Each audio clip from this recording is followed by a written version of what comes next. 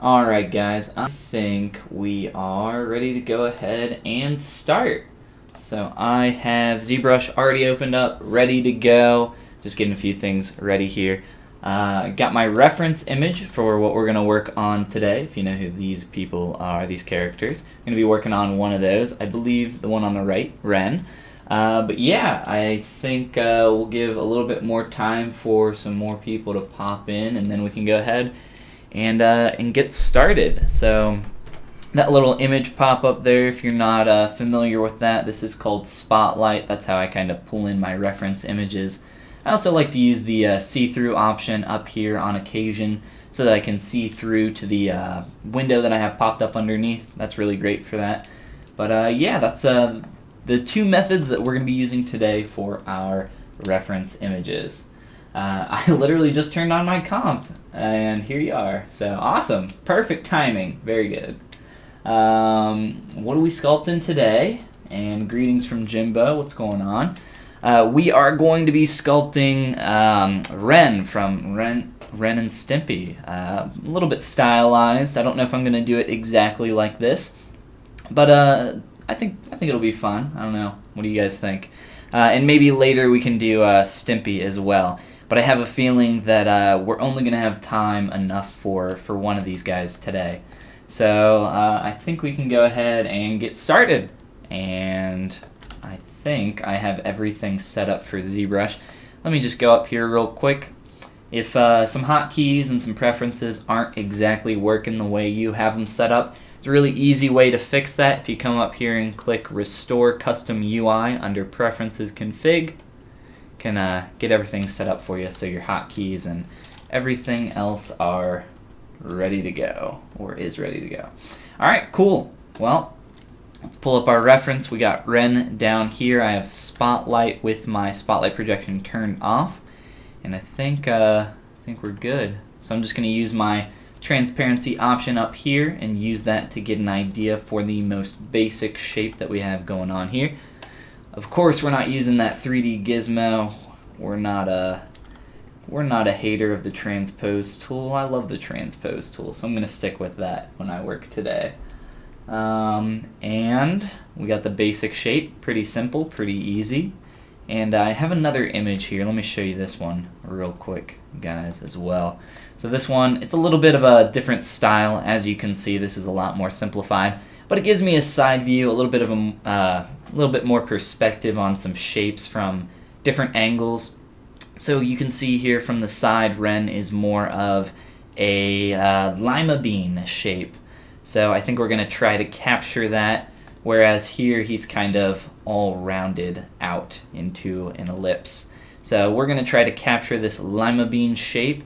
So I'm going to be swapping back and forth between these two images, and I'll be using that see-through mode to be able to line that stuff up and get an idea of what that's going to look like. And of course, these two images, these two illustrations are different proportions, so it's not going to be exact, but it does allow me to come around back and kind of visually understand more of what's going on here. So I can start to pull that shape in here very easily and start to get that lima bean shape going on. We can even use the pinch brush, which is very helpful with this kind of stuff here in the back. And of course we are going to Dynamesh this because we don't like these poles get a lot of, I've probably said that a lot, but never really explained why. If you see here, as I sculpt on these poles, you get a lot of pinching going on right here, right on that central point. That's because there's so much geometry converging onto that one point right there. It's not a good practice, but it's nice for a little primitive sphere like this. So we can just go ahead and Dynamesh that at 128 and continue working. And all of our poles are gone now. Nice and even topology. Maybe not the cleanest, but definitely even. Is this part of Sculptember? Yes, this is. We're on day, what's today, 19? I think it's the 19th. So I'm actually going to be, this is for day 20. I'll be posting this one once it's complete tomorrow and be working on something new in the meantime. So I try to stay a day ahead. So yeah, for Sculptember. Hi from Romania. Hello, Robert. How you doing? All right, cool. Well, looks like we got a bunch of people joining in new. If you're just joining in, we're working on Ren from Ren and Stimpy, and we can start using a bunch of our standard tools and techniques to get some of these parts and pieces in here. I am a fan of getting as many parts and pieces in as I can in the beginning. Helps you reference all of those parts proportionally against one another. So we don't have the shape perfect or anywhere near what we're going to need for like this mouth and stuff, but we can already start putting in a nose and referencing where we're going to want some of this stuff. So for the mouth, it looks like we have a little bit of a bulge going on up here by the cheeks, so a little bit of a convex surface, and I'm just using a clay tubes brush to kind of block that shape in, and you can smooth it out, use whatever you need. Use the move brush. I use a combination of a lot of brushes down here, but in truth I don't use all of them all too often. It's more of just the first 4 or so that I'm kind of, or I'd say clay tubes, trim dynamic, and move brush are the ones that I'm using the most often. Hello from Ireland. Hey Craig, I didn't know you were from Ireland, but welcome. We welcome Romania and Ireland, but definitely not anyone else. I'm uploading a new video as well, so I'll watch you in pixel form. I assume that's because of lag from your upload. That's a little disappointing. Yes, different parts of the world have different speeds of internet. And apparently America, the U.S., is not one of the best, apparently. But I'm fine with the internet that I got. It's fast enough. I definitely wouldn't mind faster internet though. You know, you can always have faster. I think my down speed is on average about 50 megabits a second, but I can get as high as 100 on occasion, as well as my up being about 10, I believe. But it's not something I keep track of too often. I only run speed tests when I think that my internet isn't working, which makes sense, I think. All right, for this belly button, he's got a cute little cylindrical belly button with an X on it.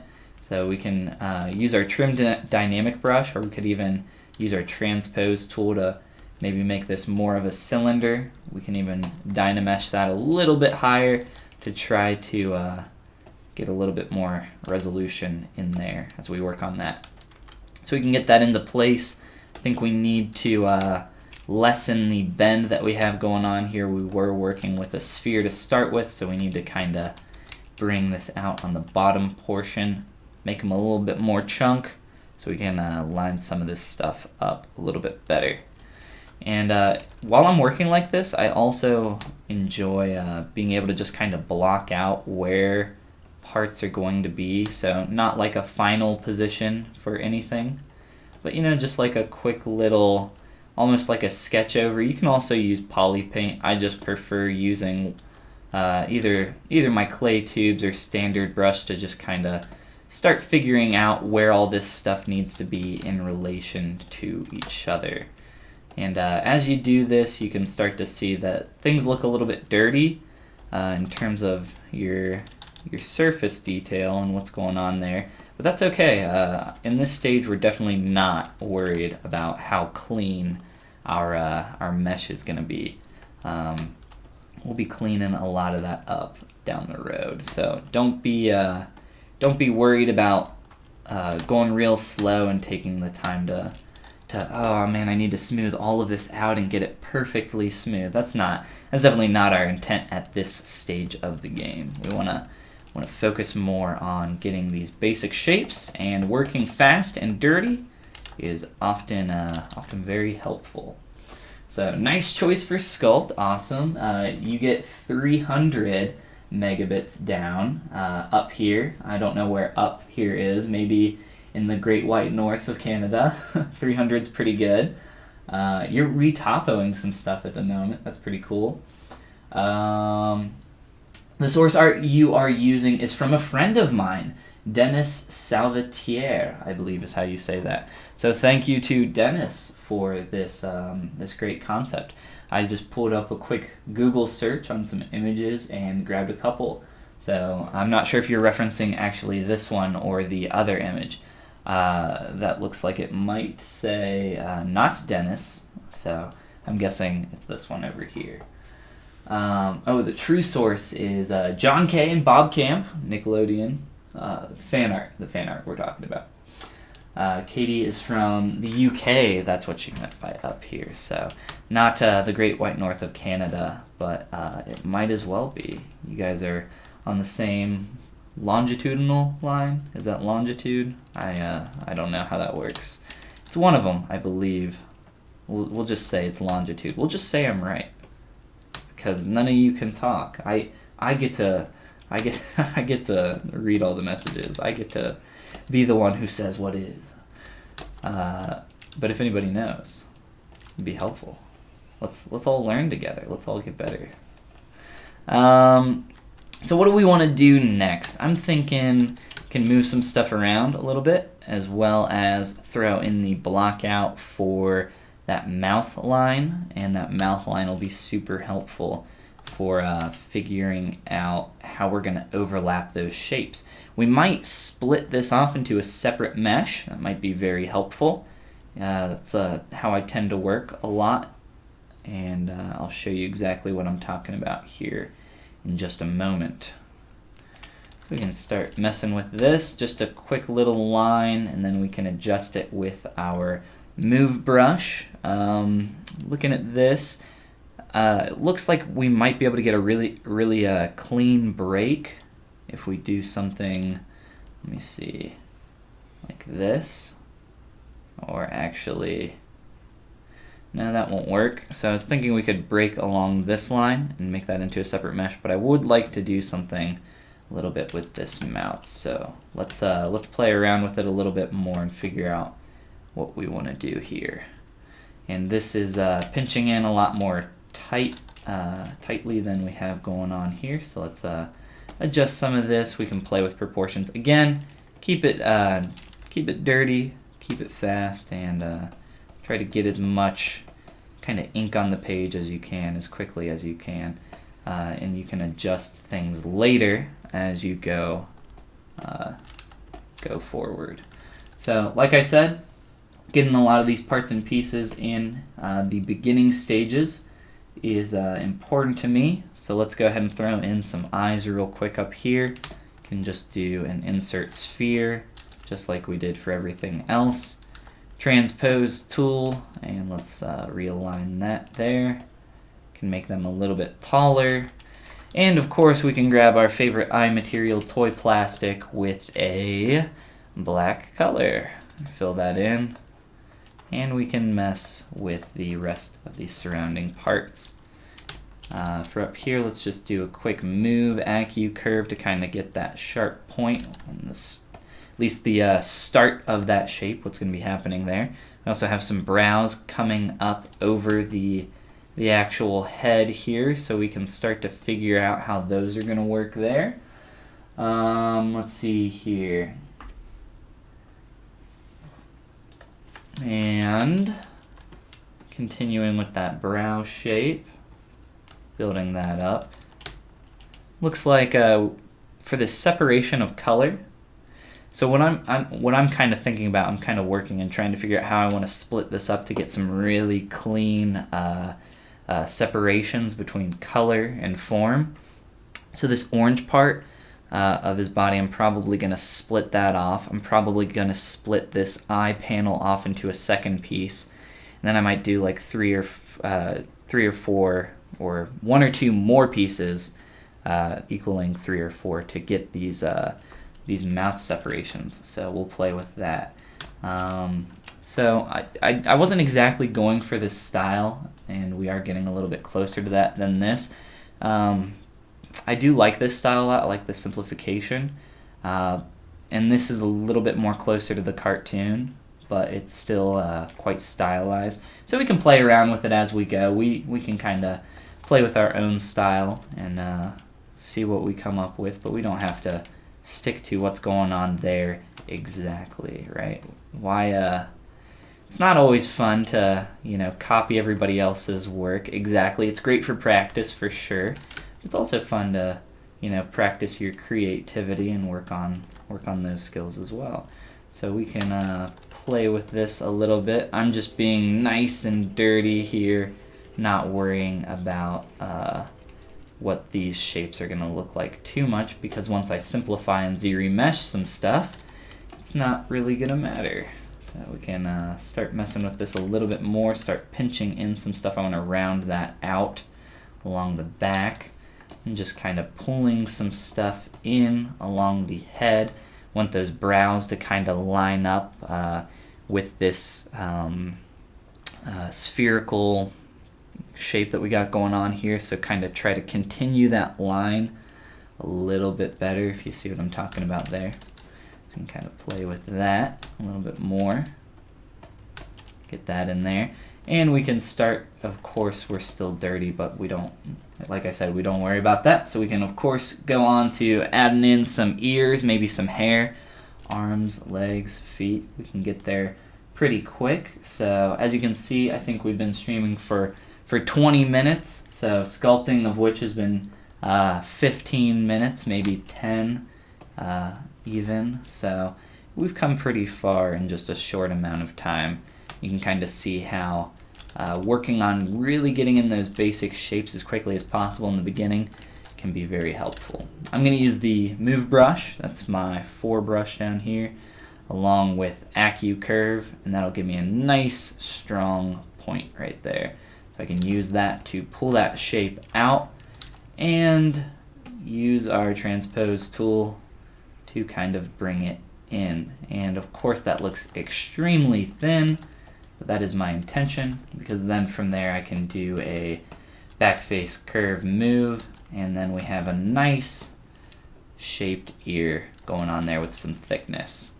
And then we can adjust it as we see fit. So let's maybe get a little rotation in here, move them a little bit better into place, move these. We can use that move with backface masking again to widen out our ears a little bit, and of course a Dynamesh to clean up some of that crappy topology always helps. We can mess with those more as we go, of course, but we have the nice block out in position already. So in just about a minute there, we can block out some ears very nicely for us. Don't forget to noodle while you work. If you don't know what noodling is the process of sculpting on your model and not making actual changes. And that's something I enjoy doing quite a lot while I'm working. I'm just trying to kind of figure out the next steps and making very, very minor changes that just kind of help me think and figure out what's going to come next. Most of the time, noodling is used as a derogatory term, like, oh, you're not actually making any progress. But it's more of giving me time to kind of feel out what's going on with my model, so that I can kind of move forward a little bit more confidently and know what I'm doing.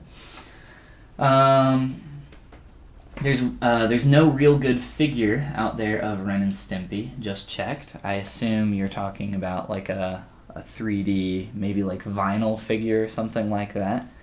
So this isn't going to be true to the one, to the style of the show, so I don't know if this would be considered good either, but it's definitely fun, and I think this is a fun little exercise and style that we can play around with.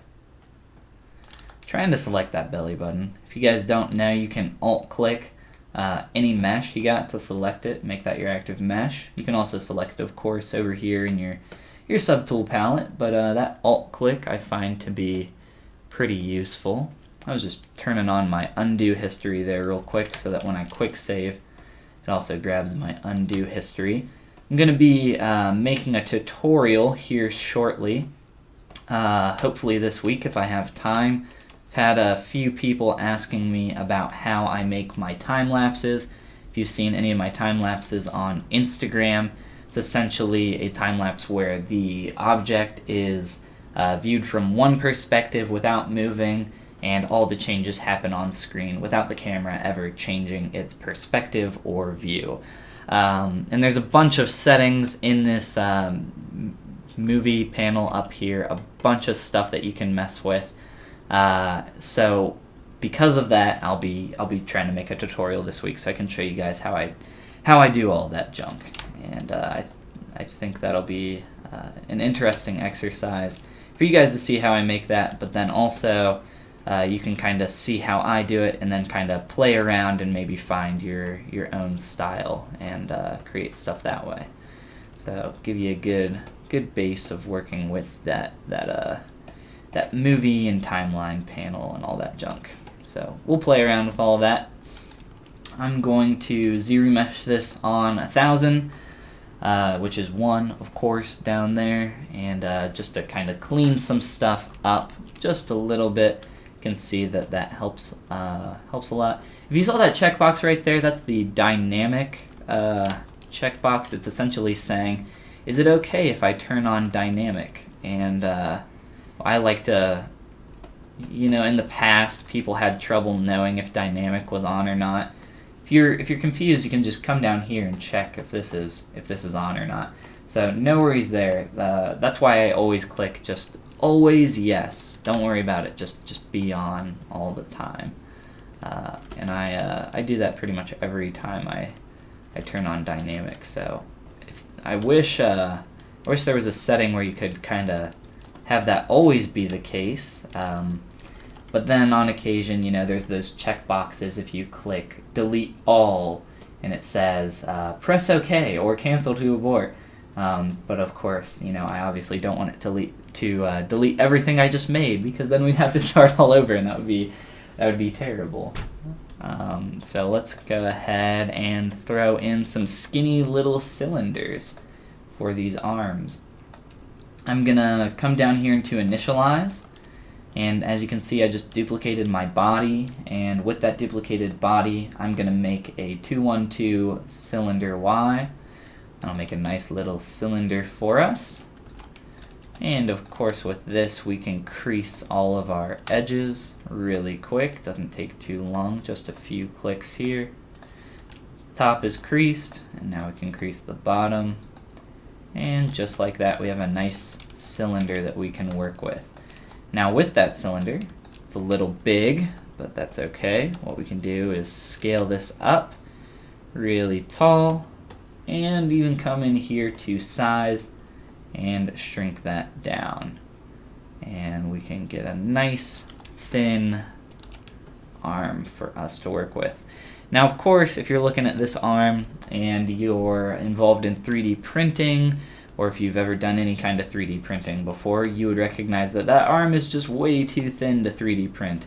So if we wanted to do something where we were wanting to maybe create a vinyl figure like someone was suggesting, or had some dirt on my screen, or if we wanted to kind of 3D print this in like PLA or ABS or whatever, resin or whatever, we would definitely need to thicken up those arms. There's no way they could actually be created at that size, unless of course this character was 6 feet tall. Then it wouldn't be much of an issue. We can kind of line these up. Let's go here. Let's grab this guy, and we can do a quick little transparent view and try to line up a few of the parts and pieces we got going on here.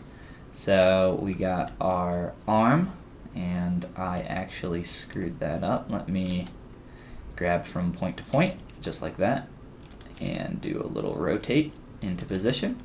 For the body, you can see here we can widen them out just a bit. We want to pull the mouth in a tiny bit. There's some asymmetry going on here, so it's not as exact as we'd want.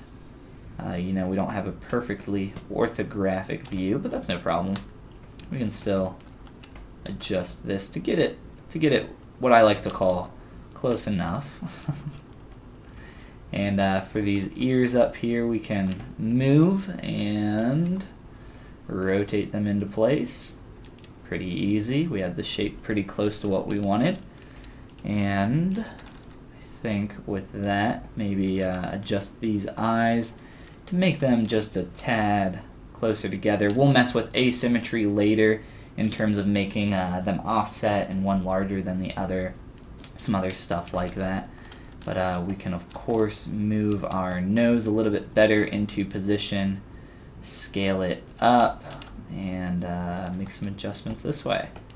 So just this see-through mode, it's super easy and it's very helpful for doing quick little changes if you're trying to follow a reference or trying to, you know, not be exact, but maybe line some stuff up for proportions and work a little bit faster. So it can be very helpful for this kind of stuff.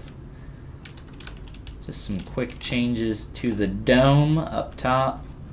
And you know what I would like to do real quick after I reline this guy back up? That's good enough. If you come up into your movie palette, and the one we want to open is Timeline, just click Show, and from there you can just click anywhere on your timeline. It'll create a little point there. And if you ever, you know, move something around or change its orientation, you can just click this red bar, and that'll realign it back to where you had it. And the actual timeline menu, unfortunately, bumped our mesh down. So real quick, let me show you that. So boop, he's moving up and down. So we need to realign him. Just one sec, real quick there. I'm going to click this red dot and drag it off of my timeline. That deletes it, and then I'll click again to add a new one. So that's realigned pretty quickly, pretty easily, and we can see how we can start using that to our advantage. Cool. All right, so let's add in the basis for our legs, feet, hands, tongue. Let's just work on getting all those parts and pieces in there. But first, let's make our belly button a little bit larger. Everybody needs a large belly button, right? And we don't have a great side view for this guy, so we kind of have to interpret it how we see fit. I'm going to kind of bring this belly forward a little bit more, smooth out this back side. And the reason I'm doing that is just so I can get a little bit more of a rounded lima bean shape going on back there. I want like a pretty nice S-curve, just kind of visible there from the side view, and kind of giving the idea of a separation between his body and his head. So that's the kind of idea that I'm trying to get across from that view. All right, and of course the pinch brush again is great for getting those types of shapes. Cool. All right, let's go ahead and block out these legs. So we can duplicate the body once again, and then we can start inserting a sphere to do that. What do you need to do in order to 3D print in general for a sculpt? For 3D printing, there's a lot that you need to do. I think that would be an entire video by itself. But in general, it's very dependent on what materials that you're printing with. So unfortunately, there's no general process for just everything, but the basic idea, I would say, we'll talk about like PLA and ABS, which is FDM, so extrusion printing, extrusion of heated plastic. So for something like this character, if you have just this shape here and you wanted to 3D print just this shape, for example, you wouldn't just print it. You wouldn't just send this off to the 3D printer. What you would want to do is instead split this up into two separate parts. And the way you would do that is you would slice it right in the middle here for this piece, and then you would print this piece just like this, and then you would print the bottom piece just like that. And of course I would need to close holes on the bottom there and do a bunch of working to make sure that that is perfectly flat, but you definitely want to print on a flat when it comes to these kind of things, and printing on a flat is going to help you a lot with your work. And it can be difficult, you know, if it's a lot of work to kind of get to a point where you can recognize exactly what needs to be done and how you're going to print something. But once you kind of figure it out, figure out the fundamentals, you can print anything, with limitations to your hardware, of course. Looking at this, let's try real quick. I just want to try to do a curved tube snap and see how it reacts. Okay, so that's pretty flat. I didn't know if it would try to wrap around the sphere real hard or anything, so I just wanted to do a quick test there, and I think I'm happy enough with what's going on here with this shape. So I can kind of blend that into the sphere and try to adjust this shape. So we can realign that and look at this. And let's solo this masking here so we can kind of just get the leg, try to get this into position. I'm just using this leg as a reference. That one's off the symmetrical axis there that we have set up. We can kind of mess with that, and in fact, let's only select one, and we can subdivide it a couple times, and I'm gonna delete those, clip this bottom portion, and I'm gonna get a polygroup here on the bottom, and I'm gonna pull that out. And then I'm going to Dynamesh this together. The reason I did that is because we have the leg having a single arc, and then it ends there, and then the foot comes out of that leg. So I had the leg curving, doing an S-curve, but we just want that kind of C shape, and then for it to stop right there. So just a little bit of a trick there so that we can mess with those shapes and get them into position. Nice and easy. We can also, you know, Z-mesh this extremely low because it's nothing special. It's a very, very primitive shape. And we can look at it from some different angles, kind of figure out what's going on here as well. So I can just use some clay tubes, some trim dynamic, clean this shape up a bit, and then we can figure out how we want to plop that foot on there. So just kind of messing with this just a tad. Get some stuff cleaned up. You know, you can Z-mesh it again now that we cleaned that shape up. Depending on how your surface is turning, Z-mesher is going to automatically get in there and try to figure out where you need polygons. So we had the sphere and the cylinder coming out of that, so it thought, oh, I need a lot of polygons there to capture that transition. So I just smoothed it out a little and then Z-meshed again, and it kind of dispersed those polygons a little bit more evenly for us. So that's what we want to mess with. We also want to, of course, move these legs into a position that suits us. Let's also make him a little less deep, a little less fat going back. Maybe we can give him more of a badonk back there, but we'll mess with that a little bit later. And for your leg, after you have your basic leg in position, if you want to mirror it across to the other side, you could attempt to mirror and weld, but it goes from the left to right, from the positive to the negative axis. So of course, it says there's no polygons over there. What are you thinking, you idiot? So let's come on down to deformation.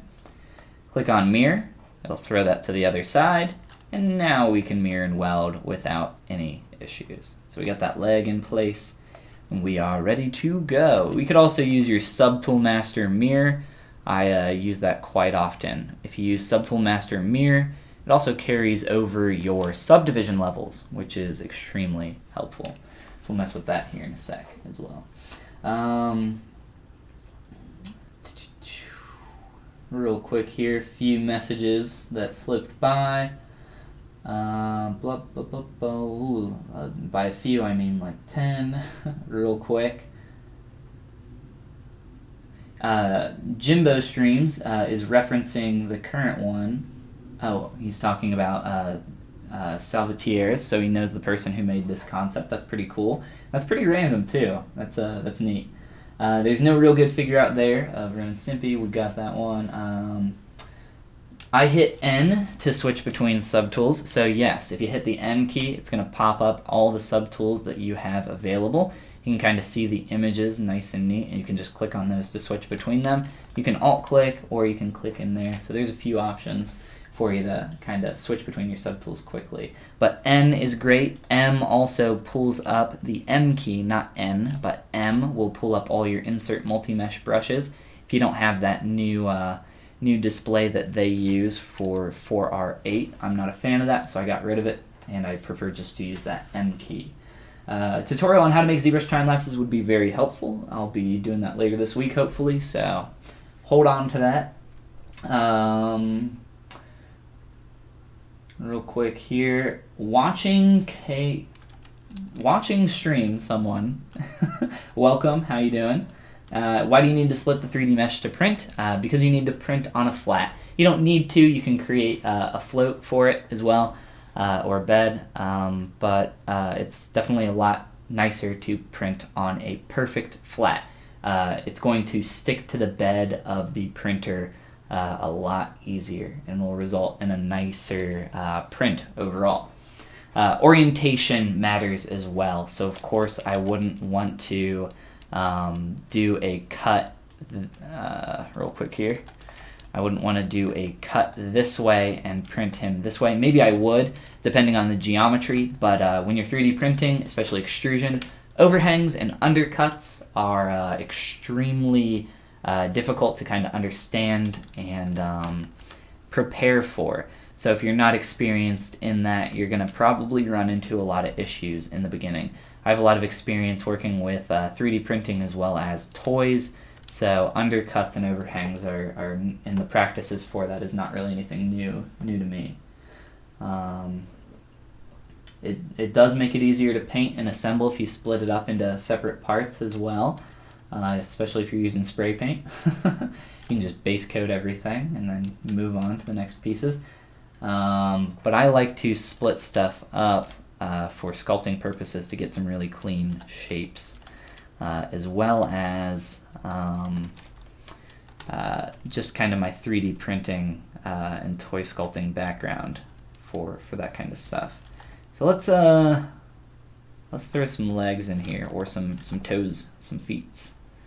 Kind of put this arm back a little bit, just kind of try to align some things a little bit better. We'll adjust some stuff more as we go. But for this foot, looking at the basic shape, I'm thinking that we're going to want just a quick sphere. So thinking about primitive shapes is important for this kind of stuff. Take that sphere, elongate it out, make a little ellipse, and then from there all we got to do is cut it in half. Nice and simple. So there we go. Delete, close holes. We got a nice little foot here for the basic shapes of a foot, these starting portions. So we can move this into place and of course scale it up. It's going to move because we're scaling along that x-axis, so that's no worries. We can kind of get those into position, and then we can start messing with them from multiple views and perspectives. So we can start to align them a little bit better. If he was standing, you know, he wouldn't have his feet perfectly horizontal and with the x-axis. We wouldn't want that. He's got to support his weight a little bit, so we can kind of mess with this a little bit, try to get him making a bit more sense. So that's a pretty nice transition we already got going between the leg and the foot. We can clean it up a little bit though, and we got a nice little transition right there. But as I subdivide this, it might shrink it in a little bit. So just be aware that as you work on this kind of stuff, if you're working low poly, if you subdivide something, it typically gets a little bit smaller, depending on what you're working with and what your topology is like. We can let's see here, line these up a little bit better with the feet. I think that looks pretty good. Now, of course, when I did that, it pulled these knees in a little bit. So let's make his upper leg a little bit longer and adjust our transition for the lower leg as well. And we can get a nice clean shape in there. Pretty easy, huh? Just a little bit of finagling and we can get it. And then I can just clean this shape up just a little bit here. Could even add a pinch holding the Alt key to the back of that leg. Get a nice crease going on back there. A lot of stuff we can do to kind of clean up these shapes and simplify some forms. But I think I'm going to leave that the way it is for now and bulge up this shin just a little bit here. Try to clean this up. All right, from AES Designs. Hey man, just saw you live, thought would drop by and say hi, see what you're doing. Just put together a new PC build. Then I can only dream that you can only dream of owning. Well, that's pretty awesome. My current PC, I built a couple. Well, I upgraded it, I think about a year ago. So we're still pretty good. I have 64 gigs of RAM in it right now, which is quite a bit. So that's nice. That was a pretty penny. RAM's expensive if you start going over like 8 gig sticks and you're in the 16 range. It gets expensive fast. Hey, Ato, I don't know how to say your name. It looks Russian, so I apologize. Halfadrix, or Halfadrim X, says, I'm skinning my character in Maya as you speak. Gotta animate my shit. Awesome. I'm not, UVing is really nice and relaxing after you do some really clean topology. But that topology, it takes a while. It takes a while to get some really just nice clean topology. But after you have it done, it feels really good to just be able to look at that and see how nice and clean it is. But yes, skinning everything and working on your UVs, that's fun. It's fun and relaxing. After you did all the hard work, after you've already created your high res model and your low res. That's neat. All right, so we got a lot of simple shapes here. You can see that we're already kind of getting closer and closer to the realm of our image down here. So we can of course mirror our arm here the same way we did with our leg. So mirror. And then I'll even show you guys this time where that mirror and weld option is. It's in geometry, modify topology, mirror and weld. So right there. And I use that all the time for all sorts of stuff. Now we're missing our tongue and we are missing our hands. So let's go ahead and put some hands in here. So duplicate our arm piece. Guess what we're gonna use? Probably a sphere. So looking at these gloves, they're a little bit of an odd shape. In 2D, it makes a bit more sense than it will in 3D, but we can finagle it and get it to work.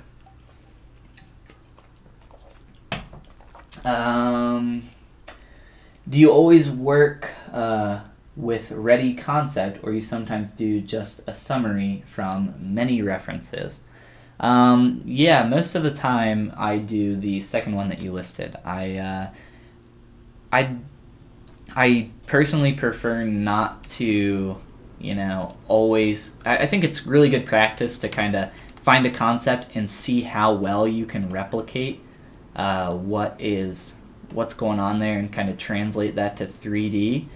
And I think that's really good practice. And that used to be my job, you know. I would get a 2D concept of a toy or a figure, and I would have to translate that into 3D. And you know, that's really difficult because a lot of the time 2D stuff doesn't translate very well to 3D, and you have to kind of cheat some stuff a little bit a lot of the time. So I prefer to kind of just grab a bunch of references and pick out, like, I'll throw them in like a big Photoshop document, and then I'll pick out the stuff that I like from those. So I'll be like, oh, I love his cute little belly button down here, belly button. And, you know, I like his primitive shape, but I really like what's going on here. I like his lima bean shape. I like his eyes. I like his mouth. You know, I like more of the. This is a lot more 3D than what's happening in this image, which is just a 2D concept. So, and of course, you know, grab some more images, pick out more stuff you like. Sometimes it's not even the same character, but it's just like, I really like the way they made the eyes on this character, and I want to try to replicate that in something of my own. So I think it's also fun to kind of mix and match and kind of create your own thing based on pulling a bunch of different concepts. That's what I recommend, especially if you're trying to do anatomy. If you're new to anatomy and you're trying to create a maybe like a bust, so like a face, I recommend that you grab a bunch of different faces of maybe like a male or female, and kind of start with one face and start working towards that, and then swap to another face and start working on trying to figure out some more stuff that you can kind of get it to look more like that face. And by the time you're done and you do that multiple times, you're going to end up with a face that looks like a completely new person. So that's kind of how I feel about that kind of thing for the most part. But you know, like I said, it is very good practice to attempt to verbatim replicate from 2D to 3D, but it's definitely not easy. Doing your own thing is, of course, going to be much easier, right? You get the say-so on everything. That looks close enough, which is what I like to say a lot of the time. It's close enough, whatever. For this belly button, I could maybe use a move brush with backface masking, but inflate, I think, is going to do the trick for us just as well. So let's inflate, and we'll get a nice little shape going on here. You could try to maybe smooth that out. Let's try that again. Just want to keep doing this a couple times, and of course this is growing in size as I do this, but we're getting a nice shape there. So I, of course, inflated that a little bit too much. No worries, though. We can scale it back down. I just wanted that inflated kind of separation. The kind of merging of shapes. So if I Dynamesh that now, it'll, of course, merge all that geometry together. So we don't want to mess with that too much. It's a little big. Let's make it a little bit smaller. Boop. And we'll have a cute belly button, as I said before. Before I go on to the hands, let's try to figure out where this line is going to happen. So we can, you know, use our mask lasso tool, start filling out these shapes.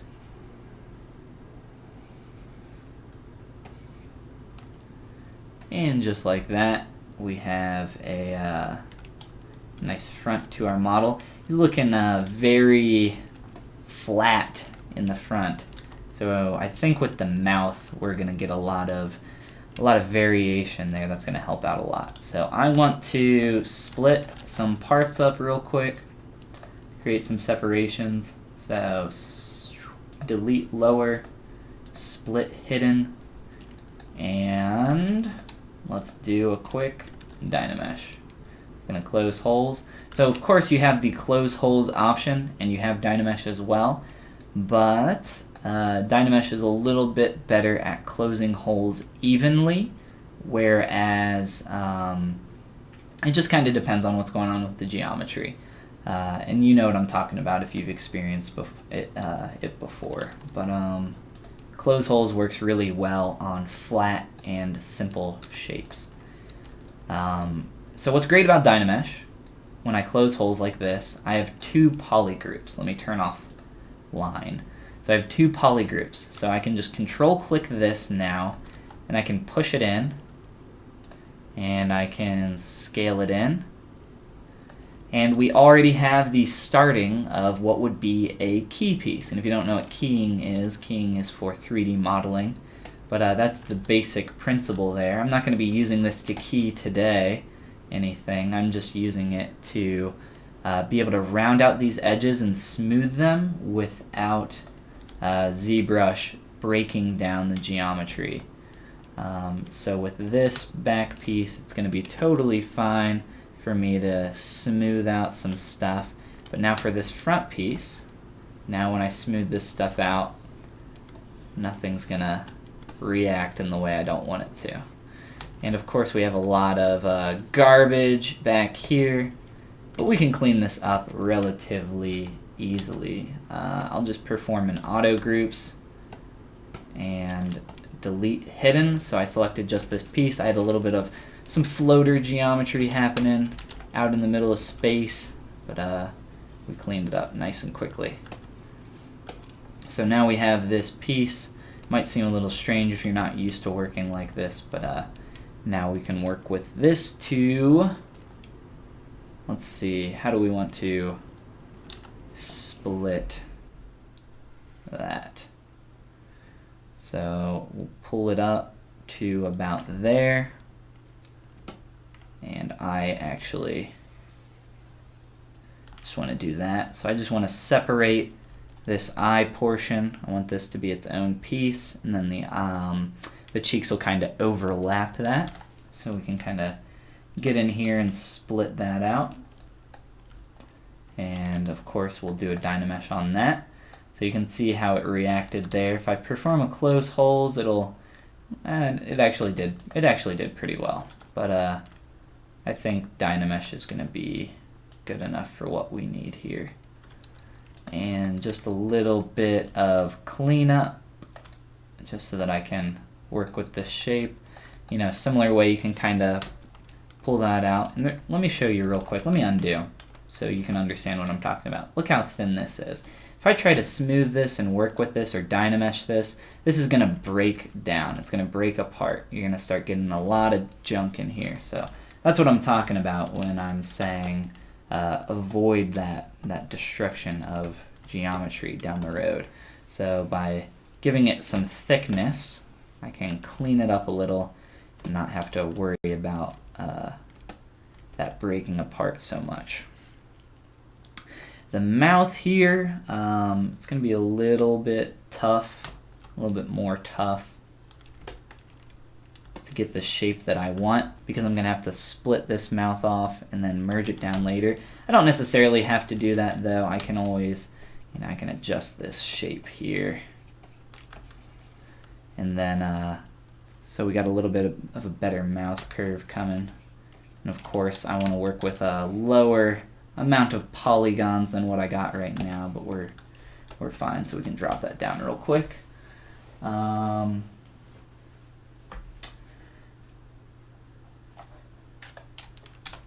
Thought I saw a message, but my mind is playing tricks on me. No worries. So, what I'm gonna do is split this upper and lower mouthpiece. And it might seem a little strange, but just go with me on it. We can mask this out like so. And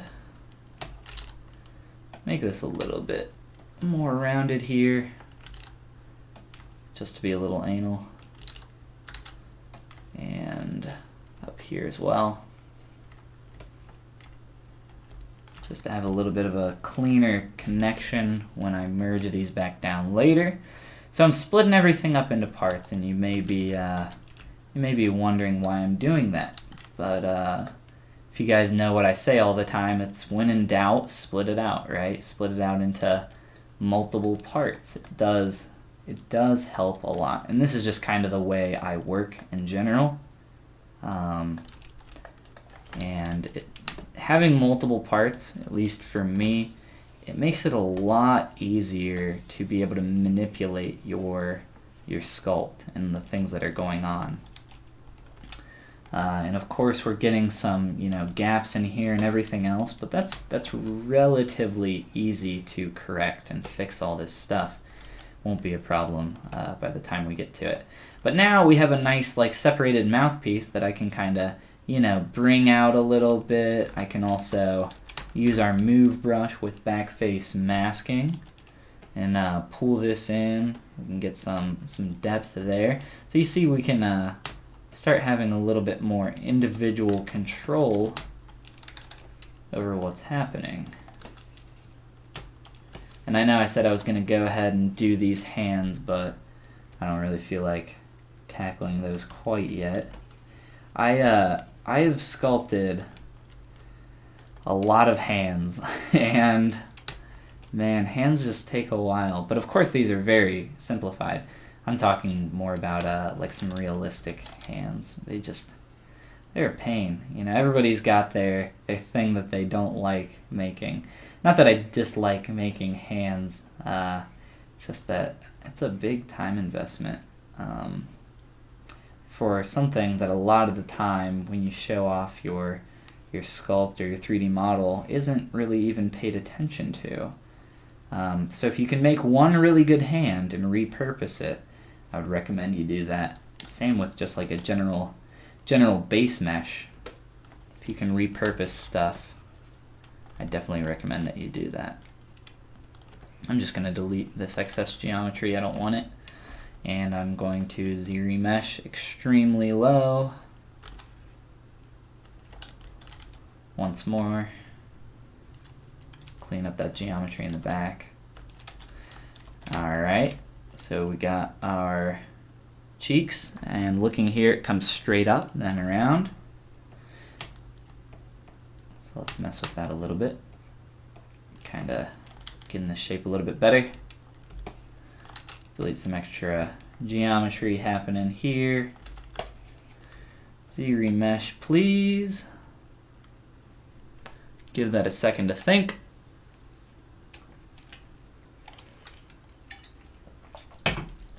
And there we go. Looking here at our brows, can kind of mask this here like a little triangle and pull down so we can get a little bit of a sharper change there. I think that'll do nicely for our purposes so far. We can also use that AccuCurve with the move brush that I showed off earlier. That'll help out a lot. And the body here. So from the side, just based on this illustrated shadow and kind of what I can interpret, the mouth is, it's coming up through here and it's kind of going back a little bit, but this part here is sticking out more so than here because it's casting a shadow. So we want this part of the mouth to be bulging out slightly. Interpreting your reference, just taking the time to do that can help you a lot in the long run if you just kind of take the time to try to figure out what's happening with your references. But it can also be very difficult, when I worked with a group of people, it was very helpful for me to kind of say, hey dude, come over here and look at this and tell me what the heck is going on with this surface, because I can't understand it. And if you're having trouble, there's online communities like of course the ZBrush Discord. You can hang out and get some help if you're struggling. Everybody on there is super nice and very helpful, so definitely check that out if you haven't. But I've been talking about it for the past few streams, so I feel like most of you hang out on there by now. But if there's anybody new, you can get the ZBrush Discord, or you can join that by going to my About page on YouTube and finding the link in there. It should just say ZBrush Discord, I believe. All right, cool. Well, we're getting a lot closer to what's going on. And if you remember, if you were looking at this just as it was a whole piece not all that long ago, let's rewind. You know, we went from this, and we'll get to the subdivided portion. We went from this single piece to now having all of these parts and pieces split up. And you know, that was our goal, that was our intention, and it might seem a little strange if you're just looking at it, but we'll combine them all in the end, but it makes it very easy for me to just select each part and piece and work with them individually. It's very, very helpful. So again, when in doubt, split it out. Split it out into multiple parts. That would be my recommendation. That is kind of my technique for tackling most complicated shapes. You know, it works for like blocking stuff out as well. You know, when you're drawing, you try to simplify everything into these primary forms, right? And it's the exact same idea here. Trying to split everything up and get some really clean primary forms. And you might get scared and say, well, I've split everything up now. It's really hard. I want to manipulate. I want to make big changes again. I want to mess with all of this and make some large-scale changes. But I have to do each piece individually and tweak them all. Well, that's where Transpose Master is going to come in handy, and I'm going to turn that on here in just a moment, and we can, as soon as this is done, we can mess with adjusting some of these shapes. You know, and what's great about having these split up is that I can block out some colors nice and easily as well. So let's do that. The transpose, and then we'll look at some colors. So T-pose mesh. That's just under Z plugin. You can't see where I'm pointing. I always forget that. So grab my pen. Z plugin. Right up here. Z plugin. Transpose master T-pose mesh. And I'll close that on the side real quick here. ZBrush has a Discord. Didn't know that. ZBrush has an official Discord, and ZBrush has a Discord with close to 1,000 people now, which is crazy. I'm actually not sure. I'll have to check. We might have actually crossed the 1,000 threshold. I haven't checked the count in a couple days. But yes, that is that ZBrush Discord, the one that I'm telling you about, is a fan, a community Discord that's run by the community, and in truth, people are a lot more active on that one. And my voice, my throat.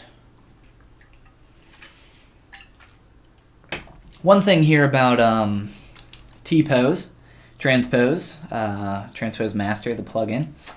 If you come in here and you start working immediately, you're going to notice, oh, symmetry got turned off, so make sure you come back into transform and turn your symmetry back on if you want to keep that symmetrical axis rolling.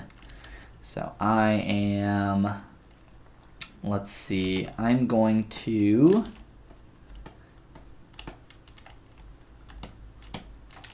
polygroup, or just mask some stuff. Everything's polygrouped for me already.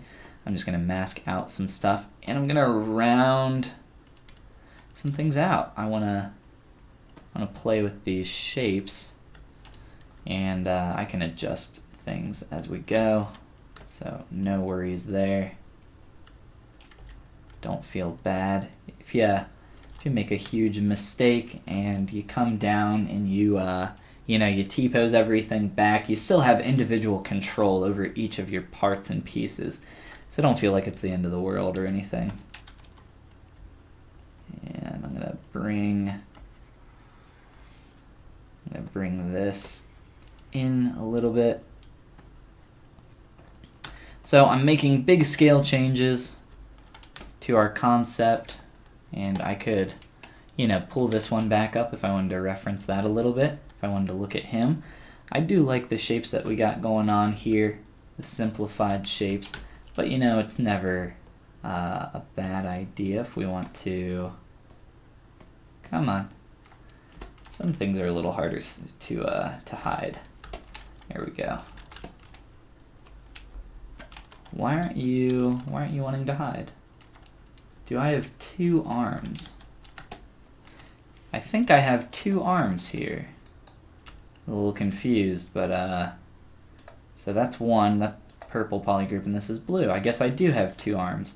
That's because I never inserted the hands. I was going to do that, but then I skipped it. No worries. I was about to say that I do enjoy kind of this lima bean shape, so maybe we can pull some stuff in. We can turn on perspective if we want to look at some of this. Pull some of this in. I think I like that roundness a bit more actually. So we'll stick with that. I'm gonna pull up this body though, this inner portion of the body. Make some changes here. Make that a little bit cleaner of a line. Can still turn on dynamic even while you're working in here. That can be very helpful as well.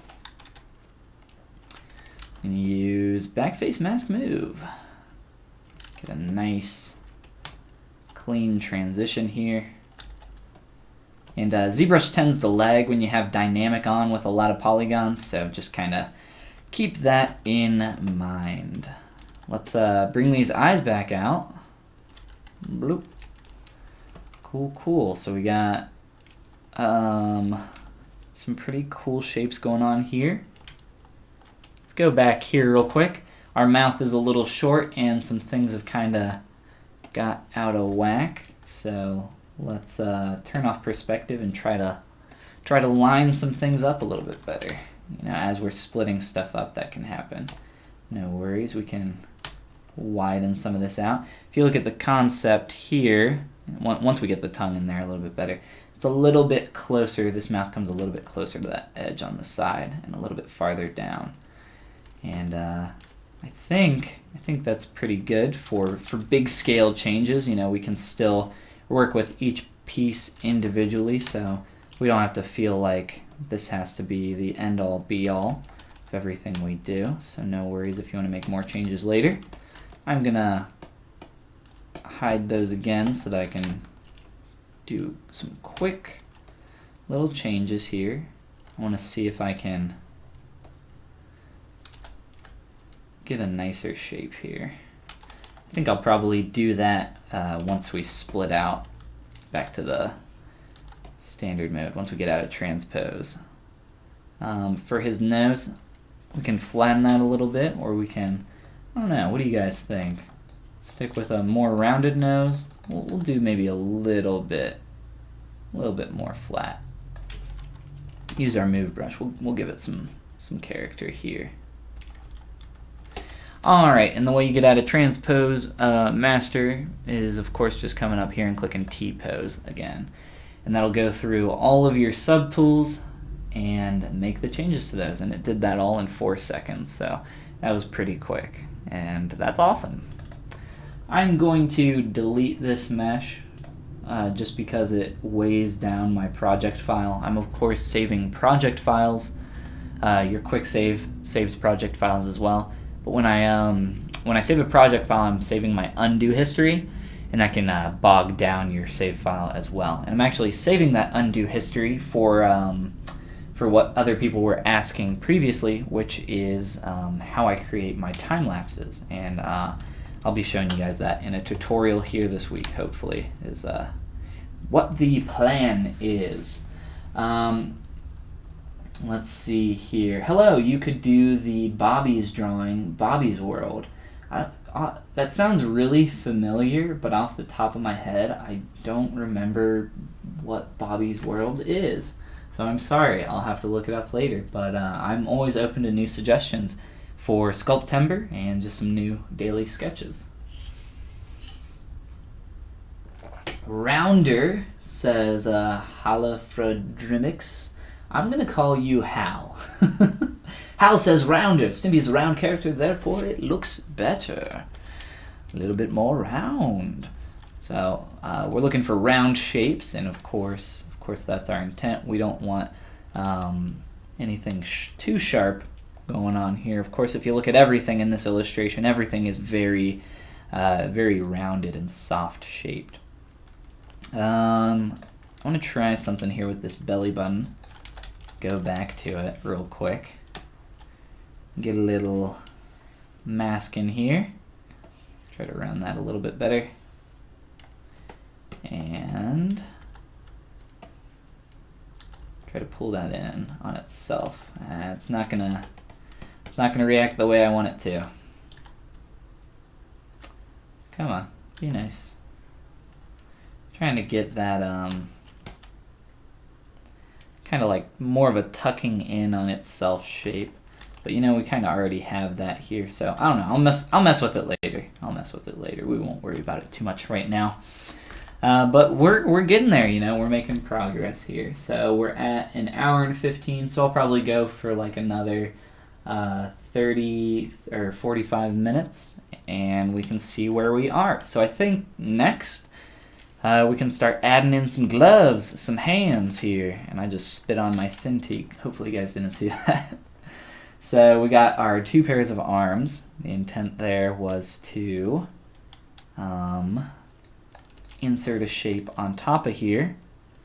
I wonder, does the insert primitive mesh brush, it does not have a torus, but it does have a cylinder pipe. This might work good enough. I think it will. I'm talking about for trying to get that torus or ring shape that's at the base of the glove there. So if I do something like this, well, that's pretty easy. That was really easy.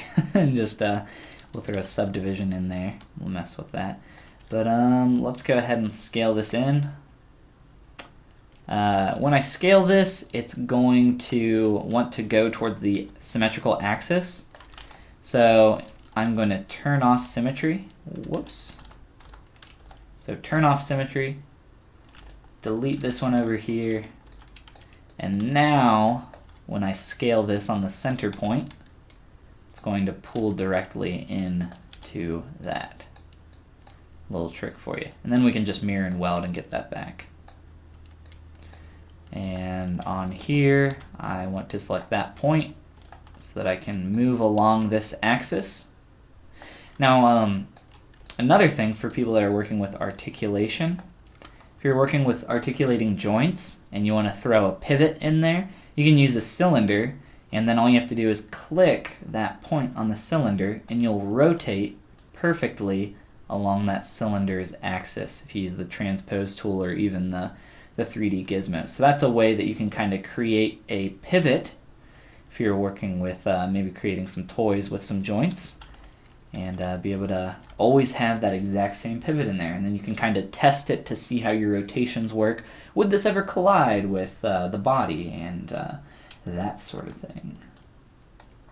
All right, we can inflate a little bit here. That's a little bit too much. I'll try a 5. I just spherized that, wrong slider. Inflate, 5. I think that'll do nicely. Let's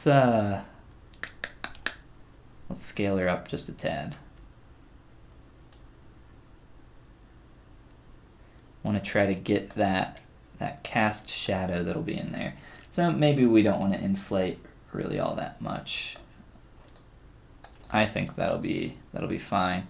And actually, that's not even aligned perfectly. Sadly, something happened while we were working. Maybe you guys caught my mistake there. But that's okay. We don't need it to be perfect, but I do want it to kind of cover everything there. So there we go. And of course, mirror and welding to get that back across on the other side. Cool, cool. And our something has paint turned on it. I think it's our arms. Don't want that. I like to work by knowing kind of what subtool I have active, and it's helpful if I don't turn on any paint, because then it changes how things are highlighted based on that. All right, let's add some paint though, because paint is always fun. I'm going to use my Skin Shade 4 material down here, and I'm just going to highlight some colors so that we can grab some stuff quick and dirty from our concept. So we got the body, we got the mouth, or the belly, I guess we could say. We got the back here, and I think I'm going to end up making that a bit darker, but no worries, we can mess with that in a bit. Try to base out some of these colors. Fill object, fill object, fill object. And the belly button, of course. The nose. And we can maybe grab something a little bit more reflective for the nose. Maybe toy plastic, which is the material we have for the eyes there. We can play with it though. We got a bunch of materials to work with. But yeah, add some quick colors on there, and you can already see we're getting closer to where we want to be. And I'll probably tweak the colors a little bit as we go. But for now, I think that's good. We also got some rosy cheeks in here. We can try and capture that shape as well. All right. Do you use other software for retopo? Yeah, ZBrush is what's the word? Crap at retopoing anything and getting very fine control. I'm hoping that in the next release of ZBrush, hopefully ZBrush 5, whenever the hell that comes out, we can get some better retopo tools. And ZBrush has kind of been heading in this way, in this direction of having like a more, it focuses on digital sculpting, but it's also wanting you to never leave ZBrush. So they're kind of adding more stuff. We got our Z modeler brush, so you can do hard surface stuff and adjust all these faces and vertices and edges right here in ZBrush. So they're kind of heading that direction. So I'm hoping that here soon we get some better tools for retopo in ZBrush. I like Maya and I like 3D Coat for retopo. I prefer 3D Coat out of those two though. Maya's great though as well. Nothing wrong with Maya. It's just expensive. Hal uses 3D Coat for retopo. You can do a Z remesh in ZBrush. Export the meshes to 3D Coat and then adjust on top of the reference mesh. Yes, you can. You can use Z remesh to get a good basic retopo. That's a great idea. Personally, I prefer to just use a high-resolution decimated reference mesh and then add my retopo over that, so I have a lot more control. Saves a ton of time with retopo. I recommend it. Yeah, definitely can. You use 3D Coat, Katie, or you use 3D Coat. Yeah, so 3D Coat's pretty great. I'm not a fan of the other features in the software too much, but it's a great package for what it offers, and it makes retopoing a lot quicker. If you guys have never attempted to do like a full character retopo in ZBrush, I wouldn't recommend it. If I would recommend it, it would be just to be kind of an ass and say, yeah, just kind of see how bad it really is, figure it out. It's a little backwards. So like I said, I'm hoping in the future we can get some new tools and stuff built in directly to ZBrush. Alright, let's do some Glovers. Glover. Do you guys, anybody ever play the game Glover on the Nintendo 64? It was a great game. Had some awesome cheat codes in it as well. Alright, do I have two of these? Yes. So I'm just gonna, whoops. Let's grab a sphere. Insert sphere. If you notice, whoops. If you notice this sphere, it doesn't have poles like the other sphere does. It's a little bit more clean, kind of keeps the geometry a little bit more spaced out. So if you're looking for something with a little bit less poly, on the geometry side for a sphere. Use the insert multi-mesh primitive sphere. It's a lot more clean. Alright, I'm just aligning those a little bit better so that I can now begin blocking out this glove and figuring out how we want to do this. I think I'm just going to use a sphere and kind of use like a large move brush and kind of get the shape of the fingers and then kind of duplicate those and try to work that way. But I don't want to, do a quick save there. I don't want to keep them as flat as the reference image that we have here. So we'll add a little bit more depth to those. Hal says, never heard of it before. I assume that's in reference to 3D Coat. Yeah, it's a bit of a smaller software package, but I can't even remember how much it costs. I bought it a long time ago, and I don't even have it installed right now because my PC crashed somewhat recently, and I haven't had a need of 3D Coat quite yet. But when I do, I'm also looking at whoops, we got our symmetry turned off there. I'm also looking at Topogun. Topogun's pretty great, and it's been a long time since I've played around with it. I don't know if they've made any new advances, but I'm kind of holding out for ZBrush, which I know is a terrible idea.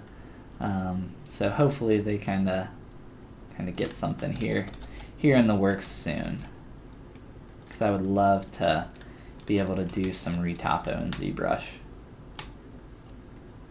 But with the kind of system that they have in place right now, it might not be very possible. Which is why we're all thinking that ZBrush 5 is going to be a pretty large change to the ZBrush formula. A lot of people are thinking it's going to be pretty drastic, but ZBrush has their core values that I don't think will ever change. Like, they want to focus on it being a sculpting application, an art application where it's easy for the artist to do things. It's more akin to working in with like real clay. So I don't think they're gonna do a super, they might do an overhaul of the software, but I don't know if they're just gonna, now it's Maya, now it's Maya, but you can sculpt. Like, I don't think they're gonna completely go that route. ZBrush is ZBrush, and they haven't changed too much over the past 12-ish years, so I don't think they're gonna do anything too crazy. Alright, I was just kind of cleaning up some shapes there on the body while I rambled, but now we can kind of get back down here and focus on these hands. How are we doing on time? We got about 30 minutes left, so I think that's going to be plenty of time for us to do some hands, and that might be the end of it. Maybe we can throw in some hair real quick on the top. He's got two little twigs of hair up there. Maybe adjust a few more things, and I'll probably have to finish the rest of this off of stream. Oh, you've never heard of it before. You were talking about Glover for the Nintendo 64. Glover is awesome. Glover is such a great game. I have to look this up real quick because it's like it is. Oh my gosh, I cannot type. It is like, oh no, not him. Glover in 64.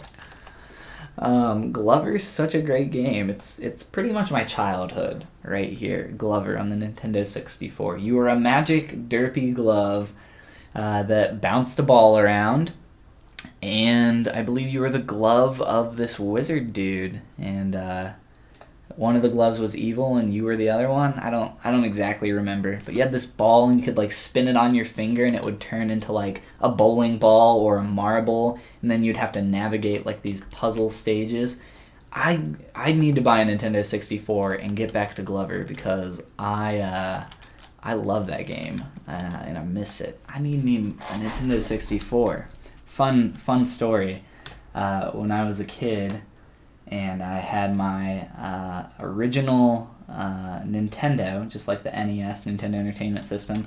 My mom sold it in a garage sale because I got a Nintendo 64, and I was so mad. And I wish I had that Nintendo still. That would be really cool, but alas, I do not. And then eventually, with my Nintendo 64, I ended up giving that away to someone else who was going through some hard times, but you know, they needed a lot more than I did. And I hope that I have no idea if they ever played it once, but I hope that they did. We have dynamic turned on for some of these pieces. I want to turn that off. Right here. Boom. So yes, I do, you know, I do wish I still had a Nintendo 64. I don't know how much they run for nowadays, but they can't be that expensive, right? Let's hide some stuff. Boom, boom, boom. All right. Hide some things. And really quickly, just to block this basic shape out, duplicate, and we can get some fingies into place. Whew. All right. Let's figure out how we want to do this. I'm going from larger outside to smaller. Whoops.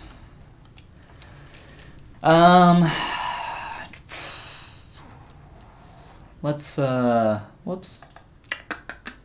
Thinking about how it's gonna be a hassle no matter how I want to do this. All right, we'll just very quickly delete this side of the spectrum. Delete hidden. Delete hidden. And I'll do it for this as well, because I'm going to merge that. Alright, let's go over here. And might as well do that as well. Or we'll just hide it, I guess, since it's being a little finicky. It's got subdivision levels. Alright. So let's play with our glove, our glove hand. We got a little bit of, whoops, we don't want Glover, we want Ren. And we can start sizing this up now that we got this based in. Of course it's much larger on this side, no worries though. Very easy for us to just kind of adjust and kind of figure out how we want to do this. Turning on your polyframe can be pretty helpful. Polyframe is going to just make it so you can kind of see your polygons there, but it also colorizes it. If you don't want that, you can turn the lines off.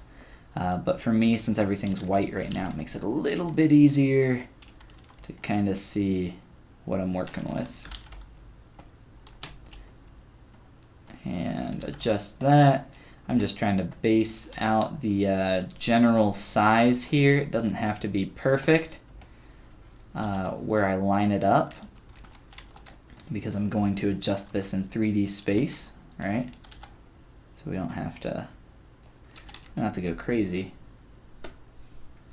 And this last one we'll move and have that in place. And I can turn off that see-through mode, and now I can start finagling with this stuff in 3D. Looks like pre-Banjo-Kazooie game. It was. Banjo-Kazooie and Banjo-Tooie were some of my favorite games growing up on the N64 as well. Abe's Odyssey. I never played Abe's Odyssey, but I do know it. But yeah, there's a bunch of those. Does anybody know Quest 64? Quest 64 was the hardest, most impossible game I've ever played as a kid. And even like when I was a kid, I just couldn't get past the first boss. So I would just play the starting area over and over and over again. and it had like this one song that would just repeat forever and ever. Oh my gosh, it got stuck in my head forever. But that was one of those games that I grew up with, but I never really got past, like I said, the first boss, so it didn't really stick with me like Glover or Banjo or any of those. I remember I used to print out, or my dad would print them out for me, these giant, he would go on the internet and download these giant documents that people had written of like walkthroughs and cheat codes and all this stuff, and I did this for Ocarina of Time, and I think I had like 50 plus pages of printer paper printed from the internet that my dad gave me with all this documentation on it, and it's like, oh, this is how you get the Goron big sword and all this stuff, and I was like, I just like read through it forever, and you know, I probably attribute my my current bookwormishness to my Nintendo 64 and my dad printing out all those documents. Now that I think about it, that's funny. So I'm just playing around with these gloves, trying to make them look a little bit better in 3D space. We're gonna, of course, have to merge these together to get a little bit better transition around the base of the hand, because, you know, obviously it's the hand and then fingers from there. We can't just have these really long fingers going back to the sphere. It doesn't really make much sense. So we can use a combination of, I'm going to merge all these. So merge down, merge down, merge down, and I'm going to adjust, I think, this shape. Try to get this to be the base for the hand. Let's use backface masking and try to fill in, you know, some of these cracks.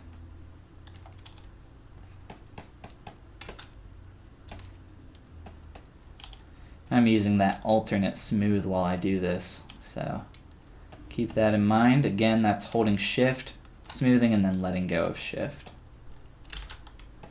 Alright. Just kind of make this a little bit bigger.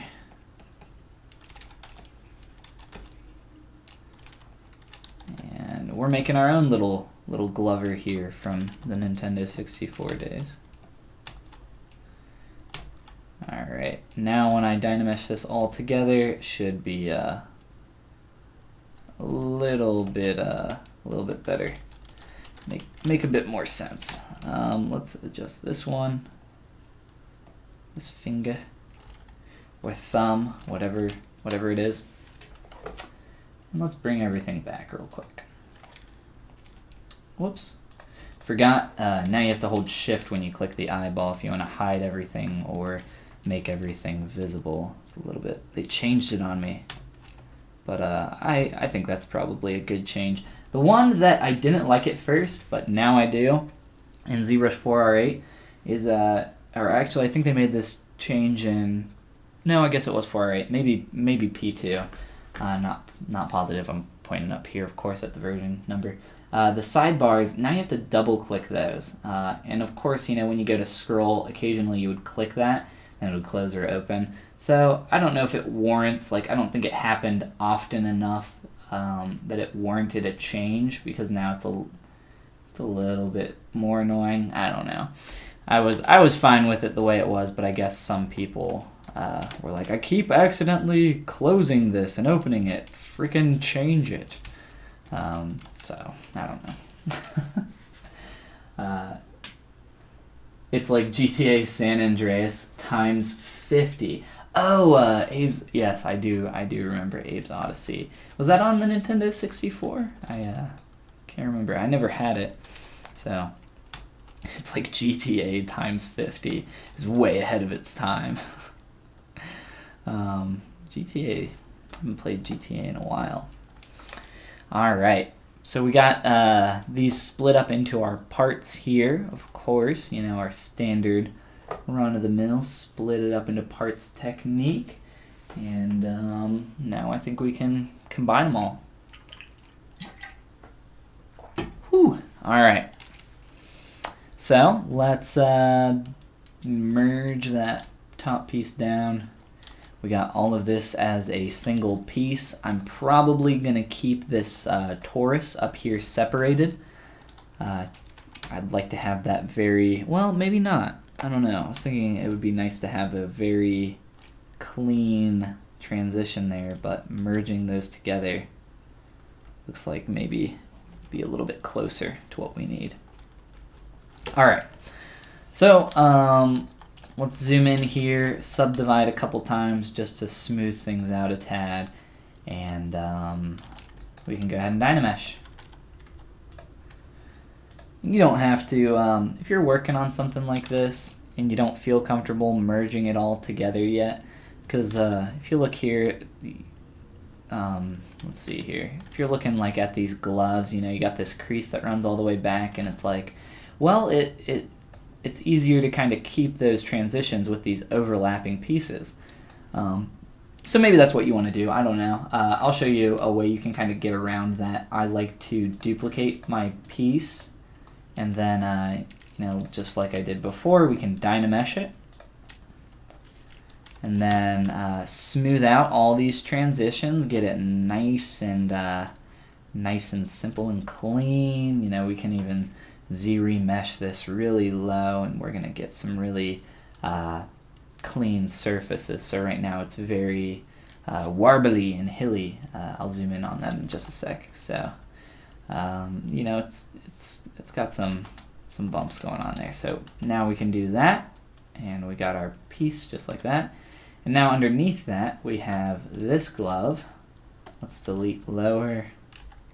I'm gonna delete this piece, and we have our fingers here, and we have a nice beginning piece. We're just acting as the transition between those. So I'm just kind of very gently going through here, smoothing everything out. And of course, you know, you'll have to tweak with, or play with this for a while and tweak it to really get it to where you want. You'll probably have to adjust a bunch of your fingers, or, you know, you can use this technique for a lot more stuff than just hands. But I think you guys get the idea. So we can, whoops, let's reconstruct. I need those subdivs back. I'm gonna push these in a little bit.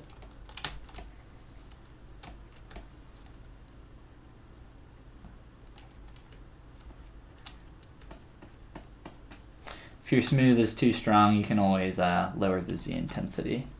But you can also just stroke very quickly and very lightly and get a pretty similar effect. All right. Cool, cool.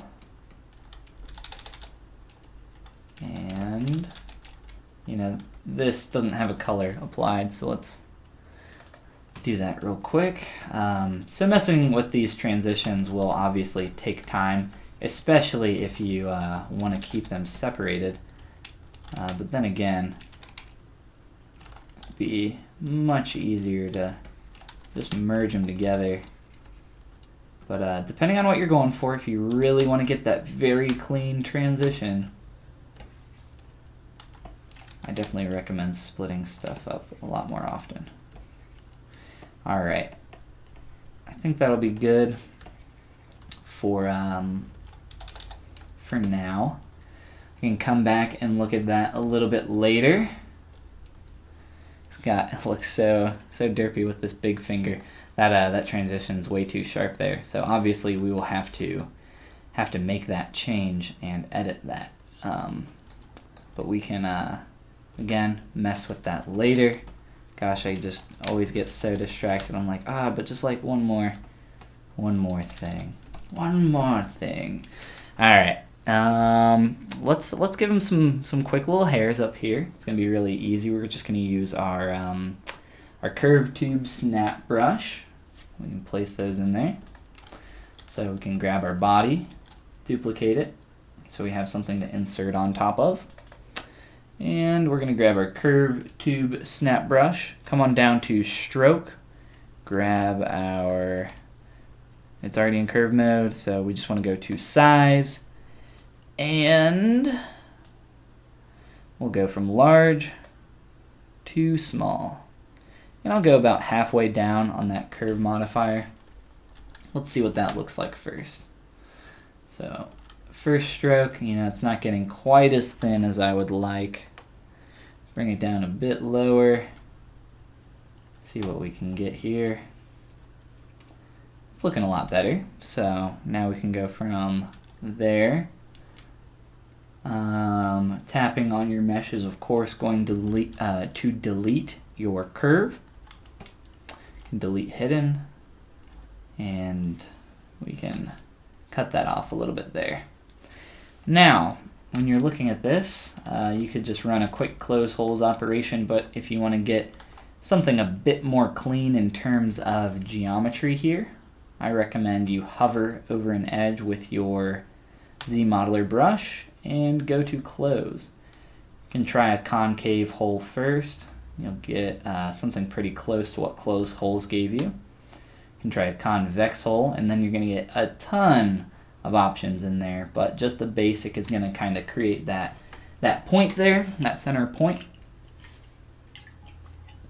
So if you want to try that to get a little bit more clean geometry there, that's always an option. And then from there, it's going to try to curve really hard. So let's do a split and pull this out to here.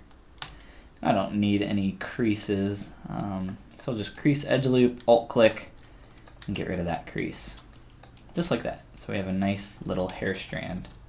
And of course, you know how I am, I don't like having all these edge loops in here. It's a little too many. So we can just delete every other edge loop or so and have a bit more primitive shape. Whoops, delete. Whoa, being a little finicky. All right, delete. Not sure why it's attempting to perform a split point. Let's try again. There we go.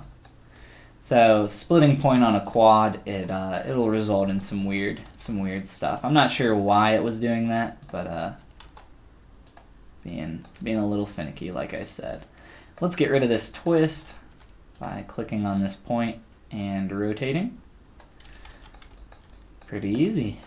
All right, and I'll delete a few more points, and that looks just beautiful for our purposes here. I'm going to polygroup everything, and we can move this guy into place. So let's do see-through mode. Get our hair up here. Rotate, and do a little bit of stretching with move. And turn that back off.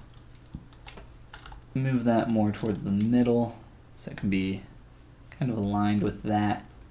Let's make a change here with these brows. Whoops. Now of course, stop freaking out on me. Now of course, we don't want this shape to be, you know, it's going to be a little hard to break asymmetry just now.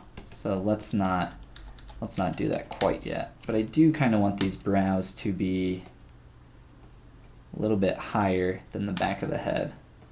So it doesn't have to be crazy or anything, but we just want to allude to that shape so that we can kind of have the same characteristics in our sculpt here. Turn on perspective if you want to take a gander at your stuff from a different actual perspective or point of view. And for the hair, I think all we need to do is duplicate our piece. And after we duplicate it, we can rotate it around, do a little bit of a move, and shrink our hair down. And of course, can't forget to add our color, so select black down here and fill object. So black skin shade 4. I'm gonna merge these two hair pieces together, and I'll subdivide them just a few times so that we have a nice, clean, smooth shape going on. And I want to separate these just a little bit. I think that looks a lot better. All right, cool, cool, cool. I think the last couple things we'll do is just kind of adjust a few little things here. I'll adjust the ears real quick, make some changes there. So if you guys have any questions before I head out, anything in particular that you would like to ask or see, now would be the time to do so before I bounce. But if not, I'll just go ahead and keep talking to myself and working on getting a few more of these changes in here before I head out. So with these ears, I'm going to do a mask lasso and rotate so that I can kind of widen them out towards the base. So we can mask it out. Or actually, let me show you a different method for that. As long as you're looking straight on something, there's a bunch of masking tools that you have down here in your tool masking palette, bunch of stuff. The important one that I want to show you right now is, let's see, or actually, I'm sorry, it's not in masking, it's actually in your poly grouping menu, which is right here. And it is group front. Group front is going to group whatever you are looking at by the front polygons. And it actually did a pretty good job here.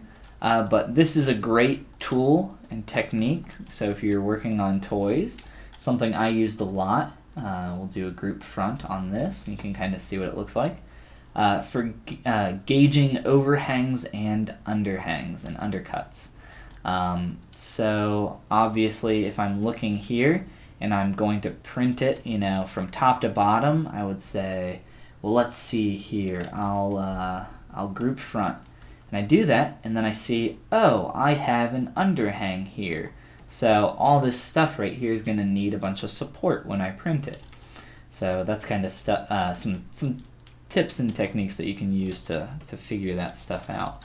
And so if you have a more complicated shape than what I'm working with, it's a little less obvious, so that stuff can be helpful.